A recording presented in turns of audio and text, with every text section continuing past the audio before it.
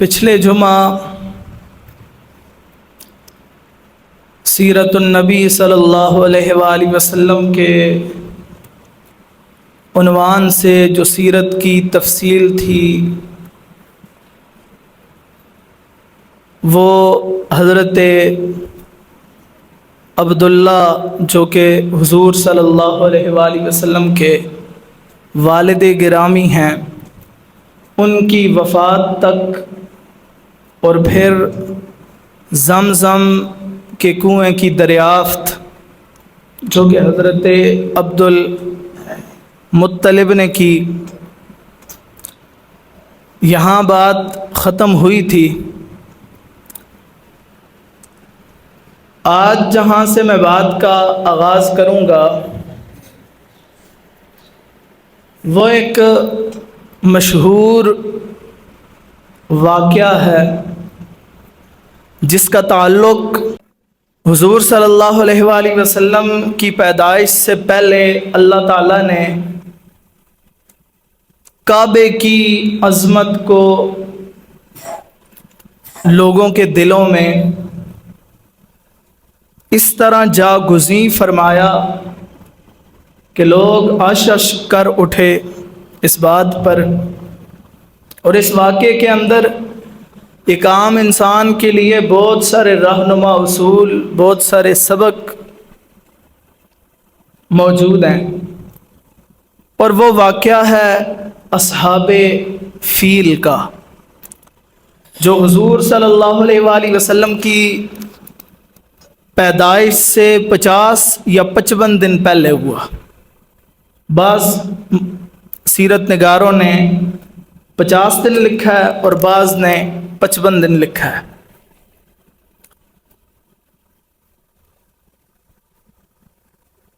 اصحاب الفیل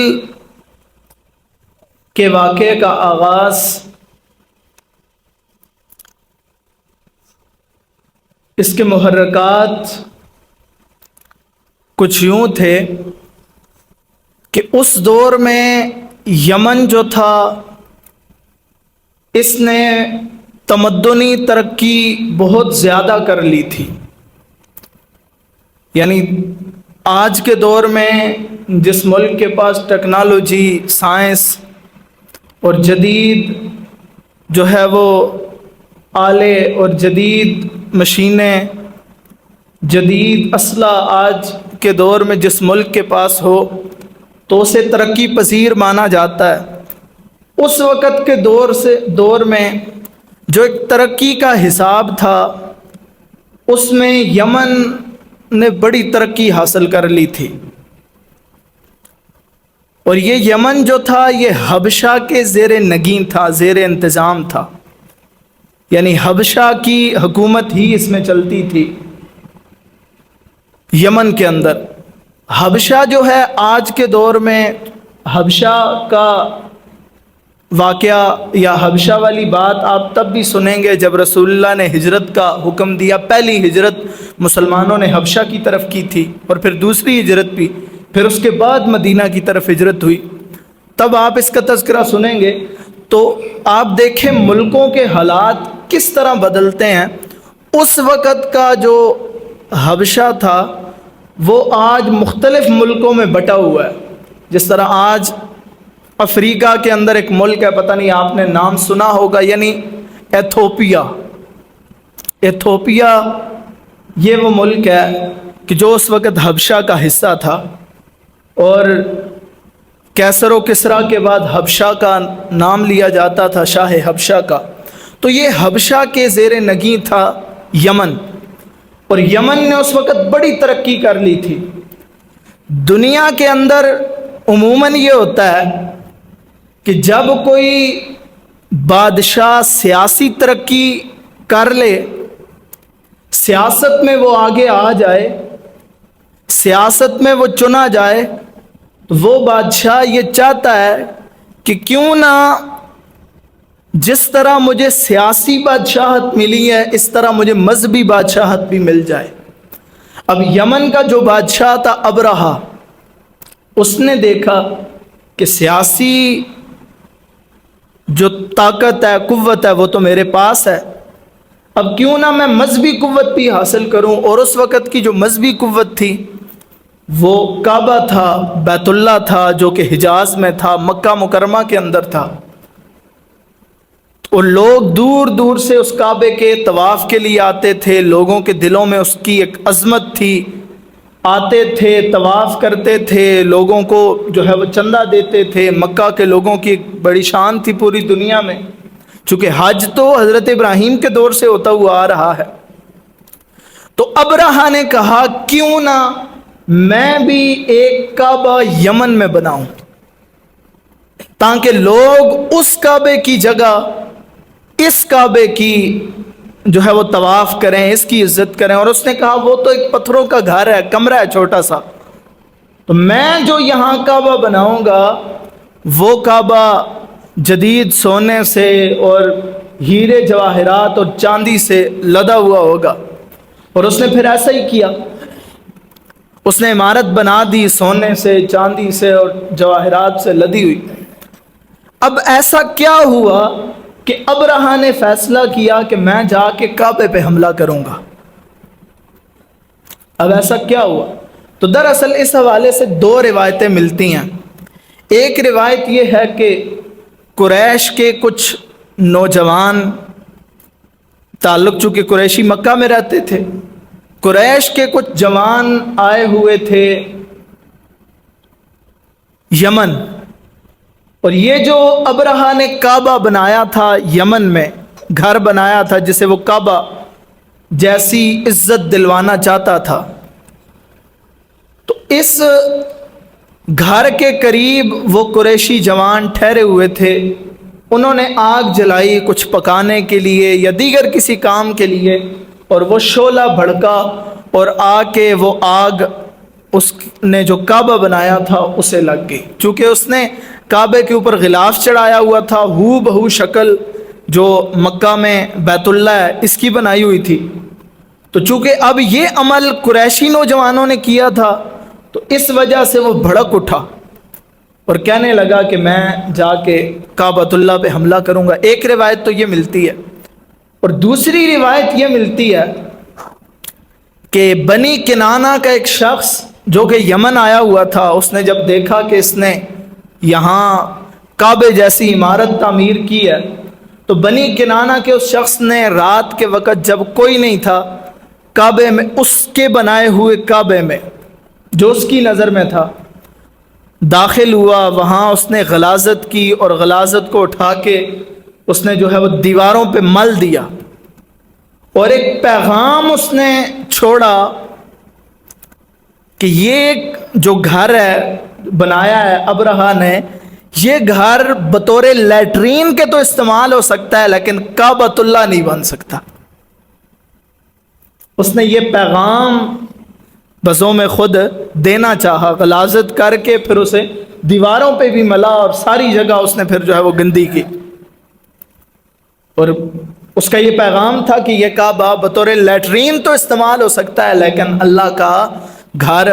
نہیں بن سکتا۔ اب چونکہ یہ قریشی ایک بنی کنانہ کے ایک شخص نے کیا تھا، تو ابرہہ کو جب پتہ چلا تو ابرہہ نے کہا میں باقی لوازمات تو بعد میں پورے کروں گا، سب سے پہلے میں اس کعبے کو جا کے گرا کے آؤں گا جو مسلمان، جو اس وقت کے جو لوگ تھے ان کے دلوں میں جس کی عظمت جا گزری تھی، جس کا جو ہے وہ بڑا خیال کرتے تھے، ہر سال جاتے تھے، طواف کرتے تھے۔ اس نے کہا میں پہلے اسے گرا کے آؤں گا، اور اس کی اس نے پھر تیاری کی۔ تیاری میں اس نے حبشہ کا جو بادشاہ تھا اس وقت، اس سے اس نے جو ہے وہ اجازت مانگی۔ اس بادشاہ نے اسے اجازت ہی نہیں، کچھ ہاتھیاں بھی دیں کہ یہ بھی ساتھ لے کے جانا۔ اس نے تیاری کی اور پھر وہ 60,000 کا لشکر لے کر یمن سے کعبہ گرانے کے لیے نکلا۔ وہ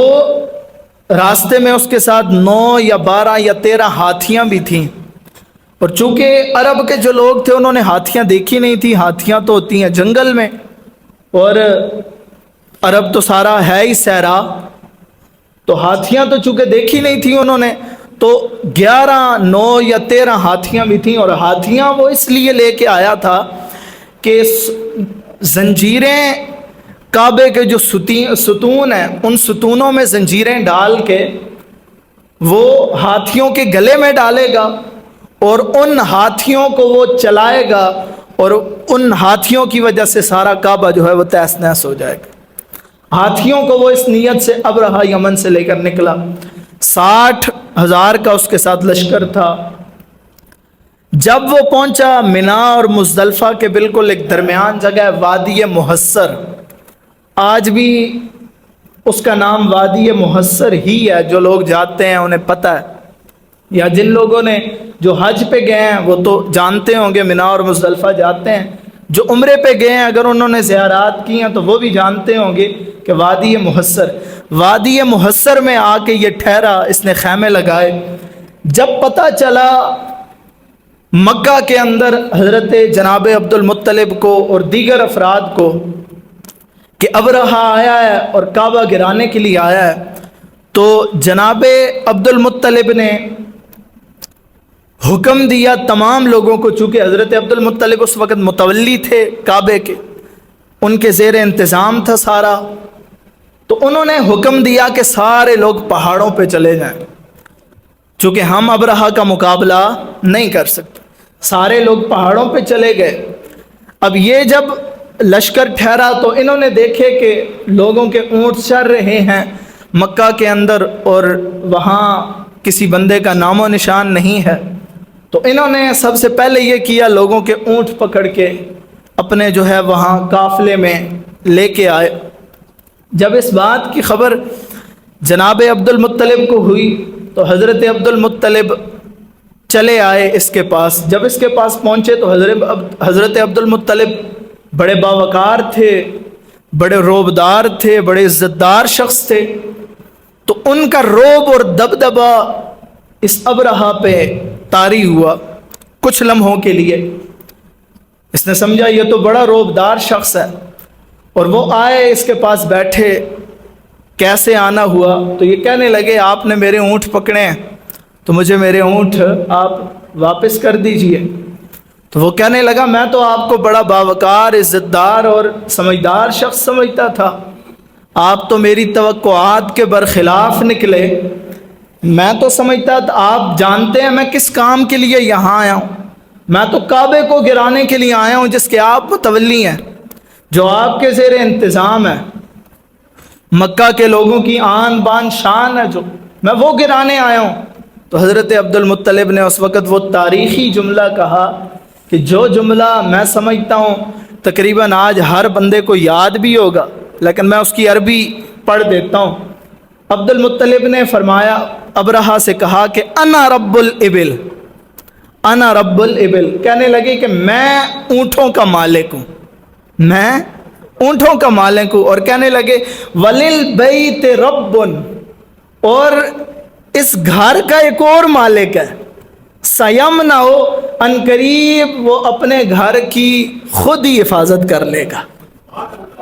کہنے لگے میرے اونٹ ہیں، تو مجھے میرے اونٹ واپس کر دے، اس گھر کا جو مالک ہے وہ کوئی اور ہے، وہ اس کی حفاظت خود بخود کر لے گا۔ آپ نے اپنے 200 اونٹ لیے اور چلے گئے۔ بڑا حیران ہوا کہ لوگوں کو کوئی فکر ہی نہیں۔ پھر اس نے تیاری کی، کعبے پہ حملے کی۔ جب وہ کعبے پہ حملہ کرنے کے لیے آگے بڑھا تو روایات مختلف ہیں، روایات بتاتی ہیں اس کی اونٹنیاں آگے نہیں بڑھ رہی تھی۔ میں تفصیل میں نہیں جاتا، اگر تفصیل میں جایا جائے تو ایک ایک واقعہ بھی پورے جمعے میں نہیں مکمل ہو سکتا۔ آگے بڑھا، جب وہ ایک جگہ پہنچا جہاں جو جگہ ریڈ لائن تھی اللہ تعالیٰ کی، جہاں اللہ نے اپنے گھر کی حفاظت، جہاں سے اللہ نے اپنے گھر کی حفاظت کرنی تھی، جب یہ وہاں پہنچا تو پھر اللہ تعالیٰ نے پرندے جو تھے وہ نازل کیے، بھیجے۔ ان پرندوں کے ایک پرندے کے پاس 3 کنکر تھے، ایک کنکر اس کی چونچ میں اور 2 اس کے پنجوں میں، اور پھر وہ پرندے آئے، ان پرندوں نے وہ کنکر ان پہ پھینکے، جب کسی پرندے کا کنکر کسی پہ لگتا تو وہ کنکر یہاں سے داخل ہوتا اور نیچے سے نکل جاتا، اور گویا کہ وہ ایک کیمے کا ڈھیر بن کے رہ جاتے، گویا کہ وہ ایک کیمے کا کسی ہاتھی پہ لگتا، اوپر سے لگتا اور نیچے سے نکلتا، گویا کہ وہ کیمے کا ڈھیر بن جاتے۔ اور قرآن نے اس کو ان الفاظ سے بیان کیا کہ کعصف مأکول، گویا کہ کھایا ہوا چارہ، یعنی جب کسی پہ کنکر لگتا تو اس کی حالت یہ ہوتی جس طرح جانور جب چارہ کھاتے ہیں تو کبھی آپ نے اوجری دیکھی، اوجری پھاڑ کے اس کے اندر چارے کی حالت کیسی ہوتی ہے، تو اللہ کہتا ہے کعصف مأکول، جب کسی پہ کنکر پڑتا تو گویا وہ کھائے ہوئے چارے کی مانند ہو جاتا، یعنی اس قدر اللہ رب العزت کا عذاب ان پہ شدید نازل ہوا۔ اکثریت جو ہے وہاں ان پرندوں کے جو ہے وہ کنکروں سے اکثریت مر گئی، اور جو بھاگ گئے ادھر ادھر نکل گئے تو پھر وہ واپس یمن پہنچے، انہوں نے باقی لوگوں کو، اب ابرہہ کے بارے میں آتا ہے، مختلف سیرت میں مختلف باتیں ہیں کہ کیا ابرہہ بھی وہاں قتل ہوا تھا یا نہیں، تو اکثریت جو سیرت نگار ہیں ان کا یہ خیال ہے اگر ابرہہ قتل ہو جاتا تو پھر اللہ تعالیٰ نے تو اسے وہ سارا جو ایک بڑے تم تراک سے ایک لشکر لے کے آیا تھا، اللہ نے تو اس لشکر کا اسے انجام دکھانا تھا۔ اگر پہلا کنکر ہی اس پہ لگتا اور وہ قتل ہو جاتا تو پھر تو وہ اپنے لشکر کا انجام نہ دیکھ سکتا۔ ابرہہ آخر تک زندہ رہا، اور پھر ابرہہ جب واپس آیا، بعض سیرت نگار لکھتے ہیں یہ راستے میں ہی مر گیا، اور بعض لکھتے ہیں یمن آیا تو اسے ایک بیماری لاحق ہوئی، اور وہ ایسی بیماری تھی جس سے اعضاء گرنا یعنی اعضاء جڑنا شروع ہو گئے، یعنی جس طرح اگر یہ انگلی کے 3 پور ہیں تو یہ پور پہلے گر گیا، پھر یہ پور گرا، پھر یہ گرا، پھر پورا ہاتھ گرا، پھر پورا جو ہے اسی طرح پاؤں کی ایک انگلی گری، پھر پورا پاؤں گرا۔ اور پھر جب یہ یمن آیا تو لوگ حیران ہوئے کہ یہ شخص 60,000 کا لشکر لے کے نکلا تھا کعبۃ اللہ کو گرانے، اور جب واپس آیا ہے تو اس کی اپنی حالت یہ تھی، سیرت نگار بتاتے ہیں کہ گویا کہ وہ اس طرح لگ رہا تھا جس طرح مرغی کا بچہ چوزے کے اگر کوئی پر نوچ لے نکال لے تو پھر وہ اس کی کیسی حالت نظر آتی ہے، یعنی بالکل سوکھا سا۔ اور پھر کہتے ہیں جب یہ مرا تو اس کا دل، سینہ اس کا چرا اور اس کا دل باہر تھا، یعنی اس قدر اللہ تعالیٰ نے اسے عبرتناک موت سے مارا۔ اور لوگوں نے، جب یمن کے لوگوں نے یہ دیکھا تو پھر ان کے دلوں میں کعبۃ اللہ کی عظمت پیدا ہوئی، اور یہ واقعہ حضور صلی اللہ علیہ وآلہ وسلم کی ولادت سے یا تو 50 دن یا پھر 55 دن پہلے رونما ہوا، اور یہ واقعہ حضور صلی اللہ علیہ وآلہ وسلم کی آمد کا ایک اعلان بھی تھا، حضور صلی اللہ علیہ وسلم کی آمد کا ایک اعلان بھی تھا۔ پھر اس کے بعد حضور صلی اللہ علیہ وآلہ وسلم کی پیدائش کا وہ مرحلہ آتا ہے کہ جب اس کائنات کی جان، اس کائنات کا بلکہ اس تاریخ کا سب سے خوبصورت وقت آیا جب اللہ کے رسول، پیغمبروں کے امام، ہمارے آقا و مولا اس دنیا میں تشریف لائے۔ وہ اس کائنات کا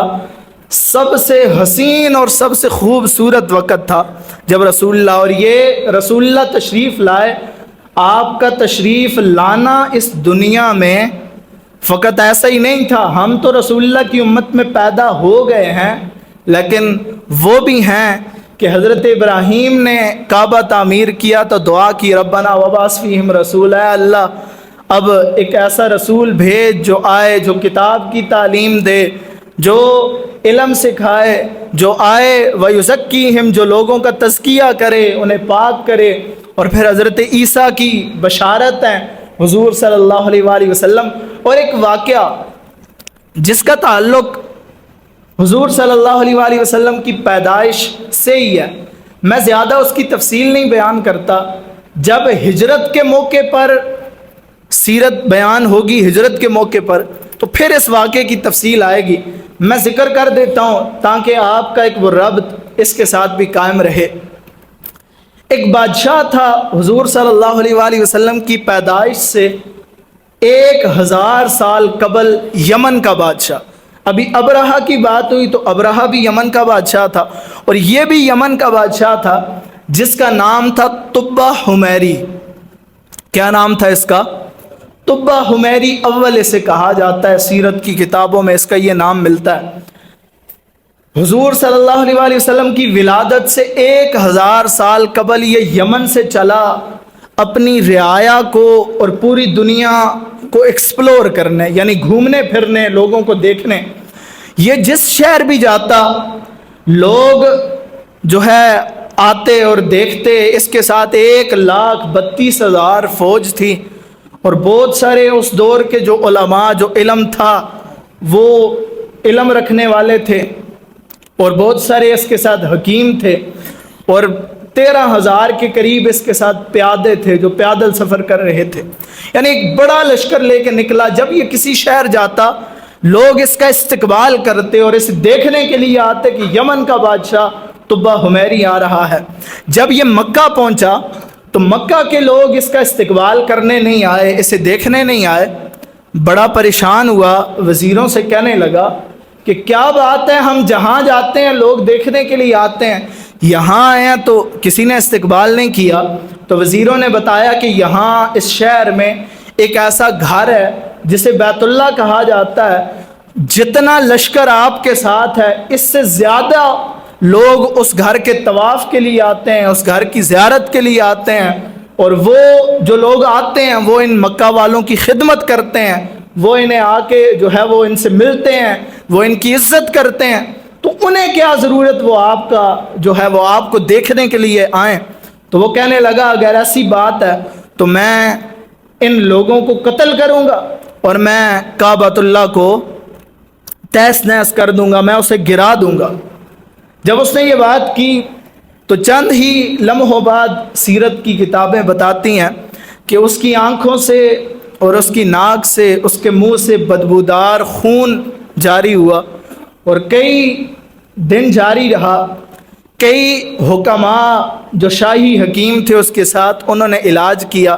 لیکن کارگر نہ ہوا۔ تو اس کے ساتھ جو عالم آئے تھے، ایک عالم ربانی اس کے پاس آئے، انہوں نے اس کے مرض کا معائنہ کیا اور اسے کہنے لگے تمہارا یہ مرض زمینی نہیں ہے، آسمانی ہے،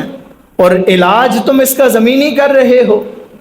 وہ کہنے لگا کیسے؟ تو انہوں نے کہا اگر تو نے کوئی بری نیت کی ہے تو اپنی نیت سے توبہ کر لے۔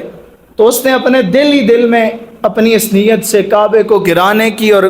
مکہ کے لوگوں کو قتل کرنے کی نیت سے اس نے جو ہے وہ توبہ کی، اور پھر وہ وہاں سے مکہ سے چلا تو یثرب پہنچا، مدینہ، جہاں یثرب، مدینہ شریف کا پہلا نام یثرب تھا۔ حضور صلی اللہ علیہ وآلہ وسلم کے آنے کے بعد یہ مدینہ، یثرب جو ہے یہ مدینہ بنا۔ آپ کی توجہ میری طرف رہے۔ آج پہلی ڈیٹیں ہیں تقریباً، مدرسے کا چندہ ہے، تو اللہ تعالیٰ آپ سب کو جزائے خیر عطا فرمائیں۔ توجہ میری طرف رہے۔ یہ شخص پہنچا مدینہ یعنی یثرب، اس وقت یثرب کہتے تھے۔ تو اس کے ساتھ جو علماء تھے وہ جب یثرب میں داخل ہوئے تو وہ اس سے کہنے لگے کہ اب ہم یہاں سے نہیں جائیں گے، یہ وہ جگہ ہے جہاں نبی آخر الزمان ہجرت کر کے آئیں گے، ہمیں یہاں کے آثار و رموز بتاتے ہیں۔ اور وہ علماء کہنے لگے شاید ہماری ملاقات اس آخری نبی سے ہو جائے، اور یہی بات من و عن سیرت کی کتابوں میں درج ہے۔ کہنے لگے کہ اگر اس نبی سے ہماری ملاقات نہ ہوئی تو کبھی نہ کبھی تو اس نبی کے پاؤں سے لگی ہوئی خاک اڑ کے ہماری قبروں کی طرف آئے گی، کبھی تو ایسا ہوگا، کبھی تو ایسا ہوگا، کبھی تو وہ وقت آئے گا۔ تو پھر اس بادشاہ نے یثرب میں یعنی مدینہ میں 300 گھر بنائے 300 علماء کے لیے، اور ایک روایت میں 400 بنائے، 300 گھر بنائے 300، اور ایک گھر اس نے بنایا رسول اللہ صلی اللہ علیہ وسلم کے لیے جو 2 منزلی تھا۔ ایک گھر اس نے رسول اللہ کے لیے بنایا جو 2 منزلی تھا، اور پھر اس نے ایک خط لکھا. اس خط کا عنوان بڑا کمال ہے. انسان پڑھتا ہے تو حیران ہوتا ہے، یار دیکھو 1000 سال پہلے وہ جو گھر بنایا گیا اس میں کتنا ادب شامل ہوگا اور کتنی اس کی چاہت شامل ہوگی. اور پھر جو اس نے خط لکھا، اس خط میں اس نے کتنی چاہتیں رسول اللہ کے لیے لکھی ہوں گی. خط کا عنوان یہ تھا کہ اللہ کے رسول صلی اللہ علیہ وسلم، میں آپ پر ایمان لاتا ہوں، آپ پر آنے والی کتاب کی تصدیق کرتا ہوں، اور میں طبہ حمیری آپ کا سب سے پہلا امتی ہوں.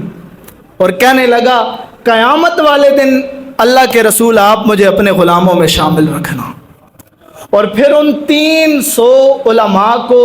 300 گھر بنا کے دیے وہاں رہنے کے لیے، اور پھر ان سے کہا کہ یہ خط اگر رسول اللہ تمہاری زندگی میں آ جائیں تو مجھے اطلاع کر دینا، اگر نہ آئیں تو اپنی اگلی نسلوں کو دے دینا اور انہیں کہہ دینا کہ یہ خط رسول اللہ تک پہنچا دیں اور ان کی بارگاہ میں میرا سلام پیش کر دینا. آخر طبہ کی نگاہیں رسول اللہ کو دیکھتی رہیں، لیکن رسول اللہ اس کی زندگی میں تشریف نہیں لائے. یہ جو مدینہ کے لوگ تھے نا، جنہیں ہم انصار کہتے ہیں، یہ جتنے بھی مدینہ کے لوگ تھے، یہ سارے انہی 300 اکثریت انہی 300 علماء کی اولاد میں سے تھے جو طبہ جنہیں یہاں آباد کر کے گیا تھا. اور پھر حضور صلی اللہ علیہ وسلم جب اس دنیا میں تشریف لائے، آپ ہجرت کر، میں ذرا شارٹ کر رہا ہوں، آپ جب ہجرت کر کے مدینہ تشریف لائے تو سارے لوگ جو ہے وہ دیکھ رہے تھے اور آپ کو دعوت دے رہے تھے، اللہ کے رسول آپ ہمارے گھر تشریف لائیں، آپ ہمارے گھر تشریف لائیں. رسول اللہ نے فرمایا میری اونٹنی جہاں جائے گی وہی میری منزل ہوگی، وہی میرا مقام ہوگا، وہیں میں نے ٹھہرنا ہے. یہاں تک کیا کہ لوگوں نے اپنے گھروں کے باہر اونٹنی کو جو چارہ پسند ہوتا ہے، جو گھاس پھوس، وہ چارہ اپنے گھروں کے باہر رکھنا شروع کیا کہ اونٹنی یہاں چارہ کھائے اور یہاں بیٹھ جائے اور رسول اللہ ہمارے مہمان بنے. رسول اللہ کی اونٹنی مہمان بنی حضرت ابو ایوب انصاری کے گھر، اور یہ اسی 2 منزلہ گھر میں رہتے تھے جس گھر کو تعمیر کیا تھا اس طبہ حمیری بادشاہ نے 1000 سال پہلے. اللہ اکبر. اگر آپ نے کبھی سیرت کی تفصیل پڑھی اور رسول اللہ کی ہجرت کی تو رسول اللہ جب حضرت ابو ایوب انصاری کے گھر آئے نا، اس نے 2 منزل تعمیر کیا تھا رسول اللہ کے لیے،